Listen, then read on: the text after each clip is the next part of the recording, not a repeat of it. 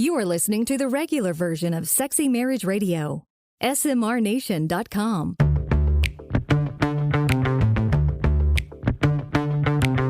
You've turned on Sexy Marriage Radio, where the best sex happens in the marriage bed. Here's your host, Dr. Corey Allen. Welcome back to another episode of Sexy Marriage Radio, where we are going where the nation wants to go. It's kind of all the way through. Yeah. I don't have anything to say to that. We are going where the nation wants us to go. I was trying to come up with something witty. We're waiting and I until didn't the nation tells us where we're supposed to go with the open even. Right, tell me where to go. But the way that we have a dialogue that's ongoing with the SMR Nation is they call us, let us know what's going on, what questions they have, comments, topics they want us to cover, or they can help round out the conversation by adding their voice to the dialogue. Like we did last week. Yep. And so you can call 214-702-95665, or you can record it on your own phone, email it, or just put it in text form and email it like old school at feedback@sexymarriageradio.com. Email is old school as opposed to I guess we could put an address out there. You could snail mail something to us. I think that does still exist and operate in 2022. But either case, we love it that the nation is involved and engaged in helping shape what happens here in the broadcast studios of Sexy Marriage Radio. Right. And then we also love it that the nation helps spread the word. And so you could do that by jumping on iTunes, rate and review, leave a comment, review the show on any of the platforms you choose, help spread the word that Sexy Marriage Radio is a place that's really trying to help enhance and heat up sex as we come into 2022 in marriage. So a quick little housekeeping before we jump into today's show. Okay. For those of the members of the nation that are up to date and listening regularly, as in like it comes out on Wednesdays are our shows, and I know there's a lot that listen on Wednesday, Thursday, Friday. We've got some back-end work happening as the weekend approaches. So on Friday, we've got some technical stuff we're doing on the back end with where we house the audio. So it's all being moved. Okay. It should be seamless, but as any time we've done anything with the site, with any of the kind of stuff with the feeds, all that, we love it if people will at least let us know if there's an issue. Yeah, so if you can't get it, let us know. Send we'll an take care of email it. to feedback@sexymarriageradio.com or Corey@smrnation.com. Either one. Just hey, I got a little bit of a glitch. Hey, just because we want to make sure that while this should all be done seamlessly, no one will even know. There's always the possibilities that we have a little problem because technology is great when it works. When it doesn't, it causes some headaches. So just a quick little heads up, but shouldn't even notice. It shouldn't even be a blip on the radar from everybody. Okay. Well, coming up on today's regular free version of Sexy Marriage Radio is a conversation that I had. We're doing a little different this episode. Or this episode. Yeah, we'll just Either keep way. it to this. We'll keep it to this episode. Sure. So Clinton and Charity Munoz joined me. And this is a young couple. I was introduced to them because I was on their show. They have a podcast called Restored to More. And they have begun a mission and a ministry of trying to help couples that are dealing with the recovery of pornography and how it impacts the couple. Right. And how it's usually one person's route of what they're dealing with, and the other person just has to deal with the collateral damage and the issues that come from it. They don't get into the causality of, which is the common, well, what did I do wrong? And all that. But Sure. so this is just it's their story in today's show. That's great. Of how this unfolded, what all went on, because it was quite involved. There early on in marriage and on into it. And if this is something that rings true to you, and if this is something that has impacted your marriage right now, here in January 2022, they have a course that they run. It's a group that they run a couple times a year, I think, and they're launching now. And so if you are a couple that resonates with this story because it's been your story too in some shape or form, you're going to want to follow the links in the show notes and head to their site, which is restoredtomore.com, and the number 2, don't spell out 2, but use the number 2. Okay. And join into their group. And I think it could be great to know I'm walking alongside somebody. Right. Great resource. People that have been through it. And you got this group that's going through it together. And then on the extended version today, which is deeper, longer, and there are no ads, you can subscribe at smrnation.com/SMR Academy. It's Charity's story. and how this all went down and how this impacted her and her journey all the way through. Mm-hmm. Because she's like a lot of spouses where I didn't realize what this was. I didn't realize how this impacted me. I didn't realize some of my own trauma and hurt that was surfaced because of this. Yeah. And so we go into a little deeper of how did this impact her and what did that mean for her? That's great to get both sides of this. And so many people walk in this journey. So this is fabulous. So all that's coming up on today's show. Well, it's an honor today to have a guest that they're going to be new to Sexy Marriage Radio, at least for being on the air. I was introduced to Clinton and Charity Munoz because I had the fortune of being on their podcast, Restored to More. And after the conversation went on, it was like, you guys got to come and return the favor. And so I'm excited to have you guys here. Clinton and Charity, welcome to the show. Thanks for having us. Yeah, thank you. It's an honor. We're so excited. And so let's just jump right in because you guys kind of have this thing. I'm going to give a little macro 1,000 foot, 30,000 foot of my read of you guys and what you're doing. But then I want you to get deeper into how this all came to be. And so you guys had quite the journey in your marriage with some betrayals, addictions, pornography, trust, mistrust. I mean, the gamut of things that could be going on. But not only have you guys done the steps that it takes to actually approach and deal with it for yourself and for each other, you've now metastasized that or digested that and created something that's actually trying to help other people, which is Restored to More, right? And so walk us through of how did this all come to be to where you're sitting here today? And I'm gonna do what I can to not have therapist hat on. Because that's not what this is, but just walk us through the journey. Yeah. Well, I'll have Clinton start and kind of share his perspective. And then I think it's fun to just always share like from the women's perspective and our views and our sides. So I like that. I like that idea. Yeah. So from the husband's perspective, I had an addiction to pornography that I brought into my marriage at a young marriage. We're 30 this year, both turned 30. And we got married at 22 years old. So we were a very young, newlywed couple. And I had this pattern, this behavior addiction to pornography as a way to cope with all these different, really internal core beliefs that were pretty messed up and that I had to run away from. So the feelings of being inadequate, not being able to handle stress well. I went to performance, all these different things, and never found a way to get free from pornography. Unfortunately, I also came from a lot of church hurt where I was a believer and I could worship God for a list of things as a Christian, like, hey, God's good. He gave me a beautiful wife and he's blessed my career. I was in finance at the time and all these different things that God had done. But there was a part of my life that I didn't understand why God had allowed it to happen. And that created some dissension between me and the Lord for sure, as well as me going to people in the church and asking for help and them kind of saying that I wasn't saved or I need to memorize more scripture. I had an addiction because I lacked faith. That kind of stuff was really hurtful and painful as a Christian because I never doubted God's ability to heal me, but yet God also hadn't answered those prayers to heal me through the church and people like that. And so it was a painful journey, to say the least, of having a young addiction at the age of like 11, 12 years old, and then carrying that into my marriage, always wishing I would stop, always wanting to stop, but never really knowing where to go for healing. So would you have that typical cycle that is all too common of you kind of get down in the depths of it and then there's this come to Jesus moment, literally, in a sense of never again, I'm done. I'll put it all away. I'll confess or whatever. And you willpower it, white knuckle it, whatever. And it only lasts for so long. And there you go again. Yeah, I totally 100%. Okay. Only I would add to that is that I began to believe that God didn't want to heal it. Maybe this was the thorn in my flesh. So maybe I'm always going to struggle with this. Okay. So maybe it became less and less like I have to quit this and more like I have to manage it. And so I just have to compartmentalize my life. And so on one side of the spectrum, sure, I'm looking at pornography, struggling with masturbation.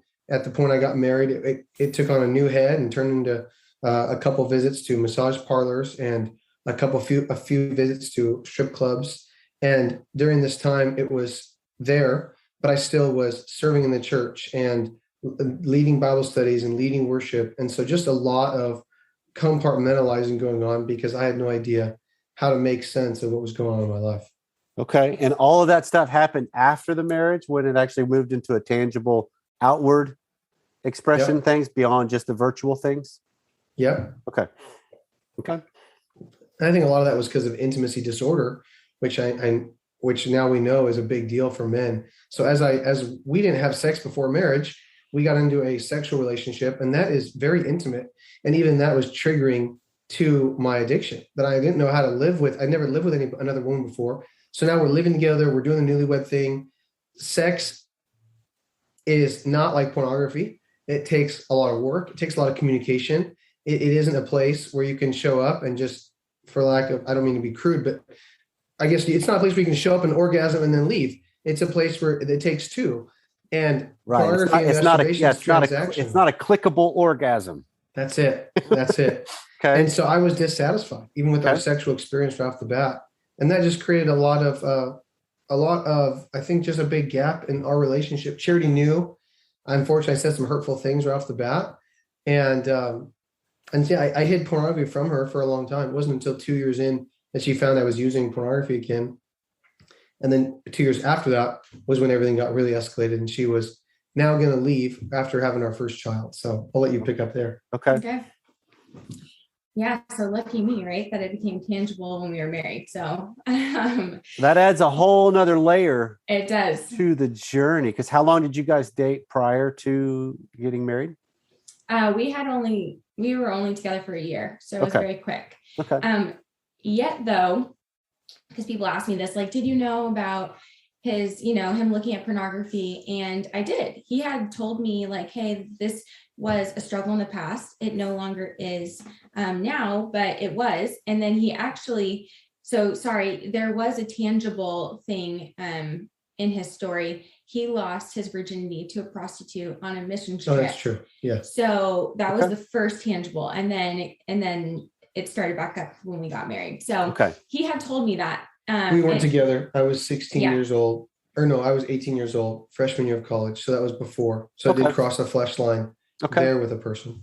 Okay. And so he had told me this, and he was like, I just want you to know everything if we're going to like seriously date and think about marriage. And I'm like, thank you for sharing that with me. And I think, love is blind. I was a really good salesman. He was. I mean, I can word that like, hey, well, so I crossed the flesh line 4 years ago, but I hadn't again. Yeah. Right. I haven't gone to this places in 4 years, just the pathological liar and manipulator that I had become really good at. And what's so interesting to me is I'm sitting here hearing this because I've not heard your whole story, right? I've watched some snippets of what you guys have online and on the show.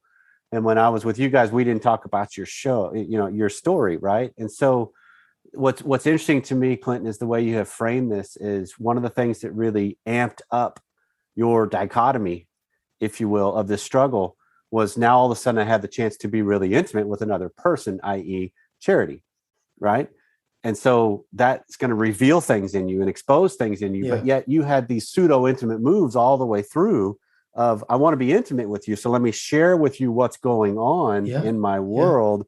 But I put up this buffer that I don't get it all out there. So, because I don't really want to have you wading in all the dark side of me that's going on. Okay. So that's interesting because it's kind of this self-fulfilling. You're seeking it, but you're also knowing it's a problem that I'm seeking. It's going to just magnify what's going on. I think too, just such a fear of if I'm fully known, you will not want to be a part of my life. And so I'll let you know who I am to a point, and hopefully you don't reject me. Yeah. But after I've told you some of it and you don't reject me, that was great. Let's not go into the rest because there's a lot more potential for rejection and being cast off if you really know who I fully am. Okay. So I just let the world know, including my wife, me up to a point. Yep. Because sometimes sometimes it's great to be transparent in church for the use of being liked. I mean, it's like, oh, that was so good. You're so raw and real. And I'm sitting there like, you don't know the half of it, but praise the Lord that, that was good. And I'm accepted because I just want to be accepted. Right. Right. Okay. So Charity, keep going then on. Okay. So that happened. And my response was, well, I'm broken too. I have my own, past sexual brokenness. Like, God has forgiven me. He's forgiven you. Like, as long as that, you're not bringing that into a relationship. And he had convinced me he wasn't, then I'm like, well, then I don't see a problem with it. And so we got married, and there was a couple slips in there, meaning like he had confessed, hey, I've been looking at pornography. We need to, put a lock on the computer. So we put a lock on the computer, and my whole mindset this entire time was, gosh, this really hurts. This is really painful. Yet everybody around me is telling me that it's normal, that every guy struggles, that porn is something that guys just do. And it's just like, yeah, like Clinton said, the thorn in their flesh.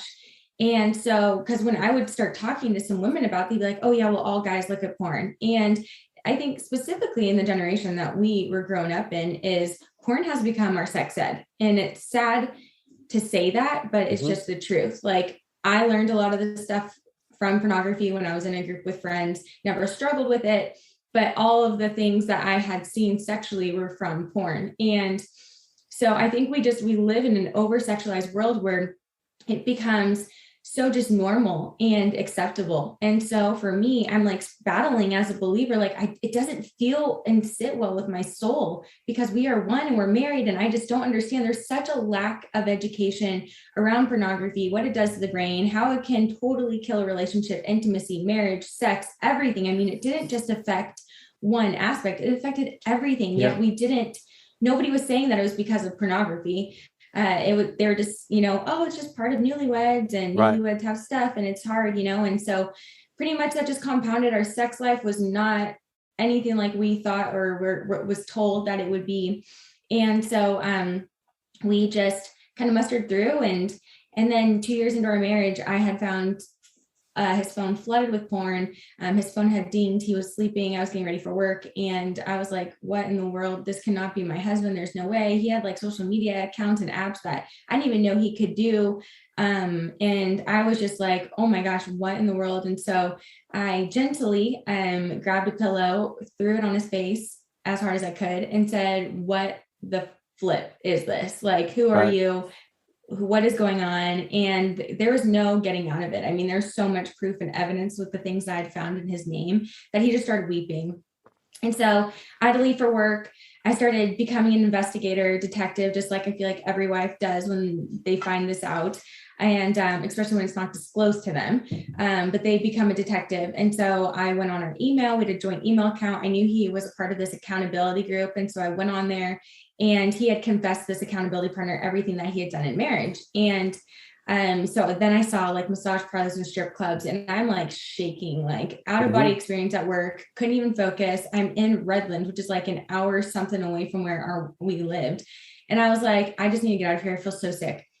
So came home, said, I want a divorce. He's like, please, I'll change. I'll do whatever. We reached out to a pastor, and the pastor's advice to us was, Charity, you need to wear him out more.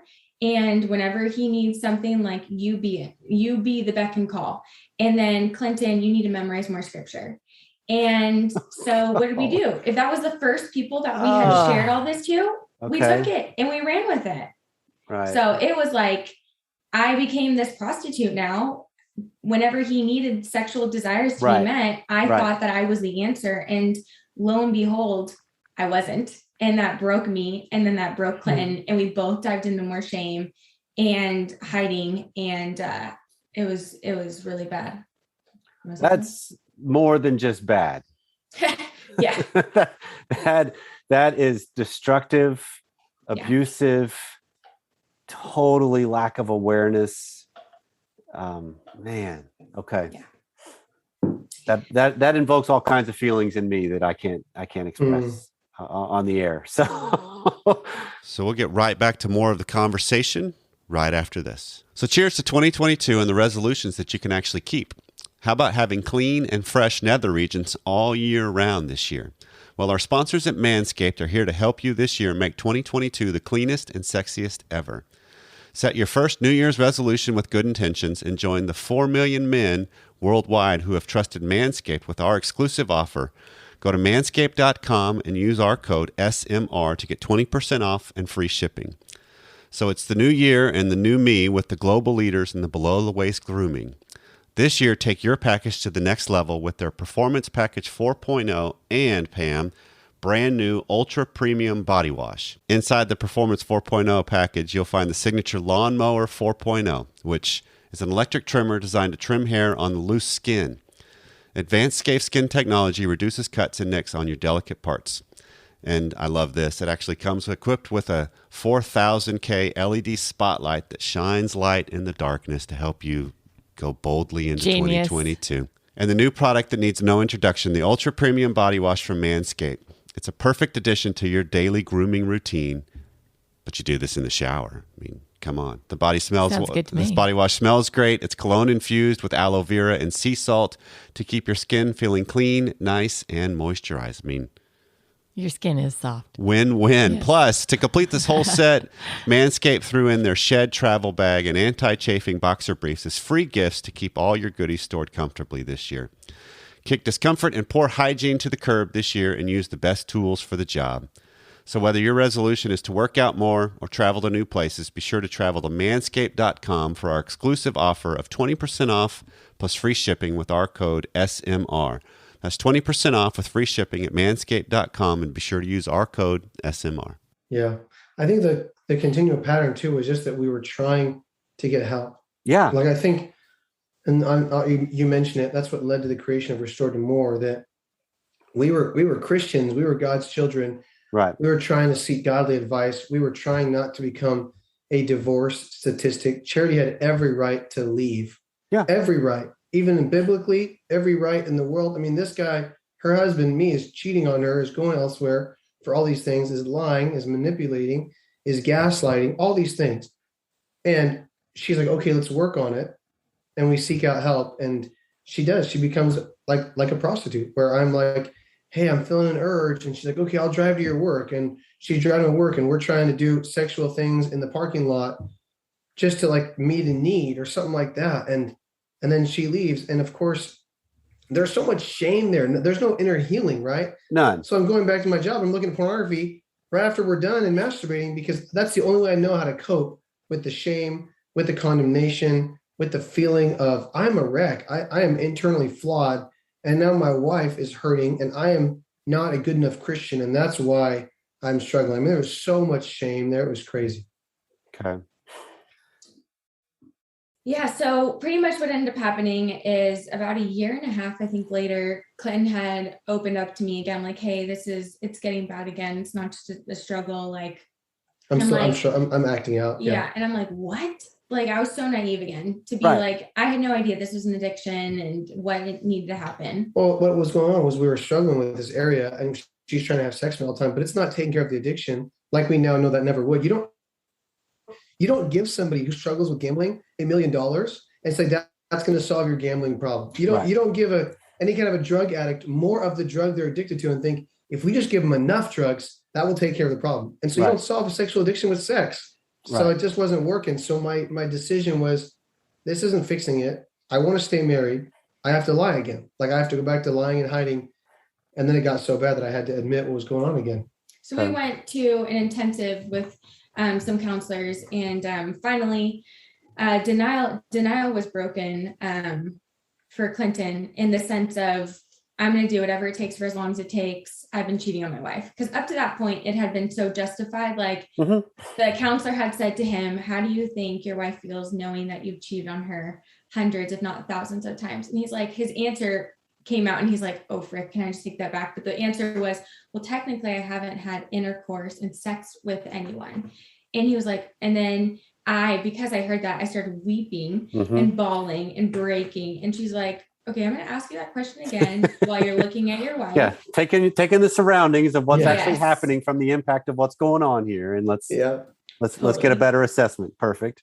And he was like, oh my gosh, I've been cheating on my wife, like over and over and over again. And it broke him. And from that moment, that's when we started true recovery. Well, not for me, but for him. They really gave him a lot of tools of a recovery program and just some specialist things that we needed to start diving deeper into childhood traumas and all those things. And so he started the journey of recovery, and I was still just left like bleeding out at Yeah. home. I was thinking if once he's sober, then our relationship's going to go back to normal or it's going to be better. But that wasn't the truth. It was, he was starting to recover, finding freedom. He's becoming this incredible man. He has now put all that shame and woundedness on me. And so now I'm left at home, broken, alone, and just still feeling like crap. And so I started having really bad sciatic nerve pain, loss of hair. And I was like, I need help too. Like I need to, has deeply affected me. Like, it's not just about you, but it's affected me. And so that's when I finally got connected to a betrayal trauma therapist and started my own journey to restoration and started getting healing on my end too. Yeah, because that's a pretty common experience in the sense that the person that's been involved in the struggle to the depth you're describing, Clinton, of it's a lifelong thing. This has been my journey too, right? It started long before Pam. I carried it in with the belief that, oh yeah, marriage will make it all go away because now I can actually have what I've been looking for. And I've been using that as an outlet to not go have sex with other people before I get married. And lo and behold, it doesn't, because it's a whole lot more complicated to have sex with another actual human being than a virtual thing that will never say no. But it's that element of, okay, once you start that process, you've got such a head start on restoration as you're framing it, on healing, on growing, on developing integrity and living accordingly, which is huge. That now all of a sudden your wife in this instance, she's so far behind. And now she's like, what gives? What just happened here? I am not the one that's had the problem with this. I've been the collateral damage. And now I feel like it is all on me. I mean, that's a very common experience. And so if anybody that's listening to this resonates with it, at least we need to acknowledge that is a part of this dynamic in this journey. Okay. So you guys you finally get somebody for you. You guys align with people's, and that's the other thing that's the big standout to me is finding good sources of information. Finding people that can not normalize it, but not add so much shame over it, because it is a human condition struggle. And whether it's pornography or acting out, or as you've mentioned, gambling or drugs, sex, alcohol, money, spending, all of it. Well, that's just, we all have vices. So finding somebody that can at least acknowledge that and not get flipped out by it, because most of the time the church is so afraid of this crap. They just throw stuff at it that while it's not wrong, it's wrong. Because that's the whole thing. And I have a real hard time saying this with some people because I'm not quite sure how they're going to label me, but it's that element of, well, you just need to pray more. That's not wrong advice, but it's not enough. And if that's all it is, it's interpreted as, well, there's something wrong because you don't pray enough, rather than, no, that's a component of this. But man, you got to face some good things, some tough things, because the one thing that's ringing true to me, and this is where I want to pivot when we move to the extended content, because I think this is kind of a dangling out there for those that are in the nation that are listening to this. Because what this is calling on is character and integrity demanding work. Yeah, it is. Right? It is. Because this is not about charity's not meeting enough of a need, or charity, you're not meeting enough of a need, or being the right conduit, or playing the role, or whatever. There's other stuff that's being exposed in this. That makes it such an imperative to realize both parties are complicit in the journey, but they're not responsible for the other person's journey. Does that make sense? It does. I would just add to that, and that is that we didn't realize how much of what Charity had gone through before me was affecting the restoration journey that we were going to embark on together. Because she was sexually broken before I ever came into the picture as well. And that's not any excuse or anything like that on my end at all. It's just realizing that, wow, we had to climb a huge mountain. She was sexually molested at 7 years old. And she came from abusive boyfriends. She came from having sex before marriage. She came from manipulative sex before marriage. I mean, she came from a broken background, and we got into a relationship, and this only enhanced the pain of everything. but there was a lot of betrayal that had gone on before I entered the picture. My actions just enhanced that pain. And so it was as if now the house that we had built, if you will, if it's a house that we built on marriage, not only was faulty in like the doors and this, there was a leak, and that pipe broke and it decimated the entire thing. We were just left with a plot of dirt, and we had to decide, are we going to rebuild this thing from the ground up? Yeah. And the reason why we titled it Restore to More, our tag is restore, rebuild, reflect, is because there's a process that a relationship has to go through where they're going to decide, are we going to rebuild this thing from the ground up with a good foundation? Are we going to rebuild it with transparency and honesty? And what you're talking about is that, in my opinion, it's two people saying, you know what? I'm going to address my brokenness. I believe that what I did decimated Charity. I'm not saying I have full responsibility for what I did, but Charity had to make that choice in herself to say, am I going to choose to walk the healing path of the brokenness that not only Clinton caused, but also the brokenness that was there before I ever met Clinton. And I had to choose to go, am I going to rebuild our marriage for what our marriage can have? But am I going to choose personally to go down the journey of restoration for myself so that the little kid in me gets healing as well? And that takes a lot of decision, a lot of character, a lot of follow through, yet is 100% worth it. Yeah. And so the one thing that magnifies from both of you guys is it takes courage. Yeah. Right. That it takes tremendous courage to face the demons in real time and in our past. Yeah. Because those suckers don't go away. I can try to make sense of them all I want, but I think in my mind, I have to recognize them better, channel them better, call them out what they are, and build something better. So as we kind of wind down this first segment with you guys, I cannot recommend Restored to More enough from what I've heard of you guys and the interaction I get from you guys. So tell people how they can find you, kind of what you're about, if you would, please. Yeah. So you can go to our website. Our website is restored2more.com. We also have a podcast that we release new episodes every Tuesday. And so our podcast is called Restored 2 More.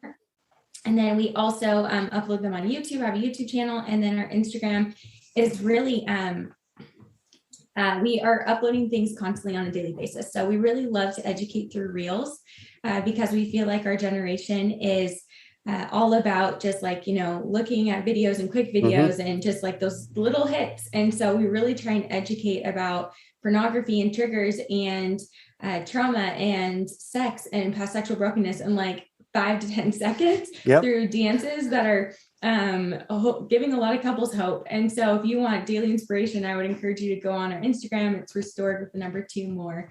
And we love being on there and kind of just being a couple that is just another voice to share a light on a dark topic. Yeah, another favorite thing we just created is our couples courses. So we believe that so many, and we just found that there was a need for a couple to understand recovery together. So what happened in our journey was that Charity and I went to separate groups, and we went to separate therapists, and we were in separate sponsorship things. And that was so needed. We are such advocates for doing our own work. Simultaneously, we become advocates for doing couples work, even in the beginning of a journey, so that I can understand what trauma does to the brain, especially with betrayal trauma, so that Charity can understand the effects of pornography on my brain, just so that we can work towards our home becoming a safe place. Initially, our home was so unsafe, so many triggers going on, so much lack of communication, or it was word vomiting all over each other, which was triggering conversation. And so we want to help more couples learn how they can support their spouse on their journey of recovery and restoration, become a safe place for their spouse. And even before they become a safe place, learn how to be a safe person, even in the very beginning of recovery. And so we have couples courses that go to this, and they're 8-week courses, and you can join them. We start them up again in January. They last 8 or 12 weeks, depending on which course you're in. But everybody starts in course 1, they progress to course 2, and it teaches them basically those principles. Where does our relationship go? That's good, because that's the one thing I think people need to recognize. And so those of you that are in the SMR Nation that are hearing this and are resonating with this path, regardless of where you are in the path. One of the things we hope that comes across from this dialogue, and I think I can speak for you both here, is that you're not alone in the journey. Yeah. And so having other people with it makes a huge difference, especially those that can be non-judgmental, welcoming, supportive, encouraging, honest, and give us hope to see. Yeah, it is survivable. It is. That's probably the biggest thing I've ever heard as a compliment, is the people I've worked with in an intense level with this. My ability to be able to say, you know what, this is survivable, gives all kinds of hope. I love that. You guys are a walking testimony of that. So thank you so much for the time thus far. And I'm looking forward to pivoting where we're going to head next. Thanks, Corey. This is awesome. Grateful. When there are couples that have gone down a journey like this, that are willing to talk about it, it's so freeing and empowering. Well, it's amazing. It is free and empowering. It's lets people know that they're not in this alone. But I think when we can set this mindset and kind of this culture of being there for one another, letting people know they're not alone, sharing a story in the right setting. Right. and I love the mission that they've got going on, is this idea of how do we make crisis create more intimacy and better selves and better relationships, to not be afraid of it. I mean, we talk about this on more of a global, not just the specific route they're targeting with the pornography journey, but we talk about this as comfort. I mean, and conflict, right? Of how do I learn to lean into the discomfort of conflict, and that's what grows us up. Absolutely. And so I love that they are reclaiming some bad. You know, it's like God can use bad for good. Right. And they are a shining example of that. Right. Well, this has been Sexy Marriage Radio. If this story has resonated with you, or you would love to hear more of similar, let us know. 214-702-9565. Feedback at sexymarriageradio.com. So once again, we thank you for taking the time out to spend it with us, and we'll see you next time.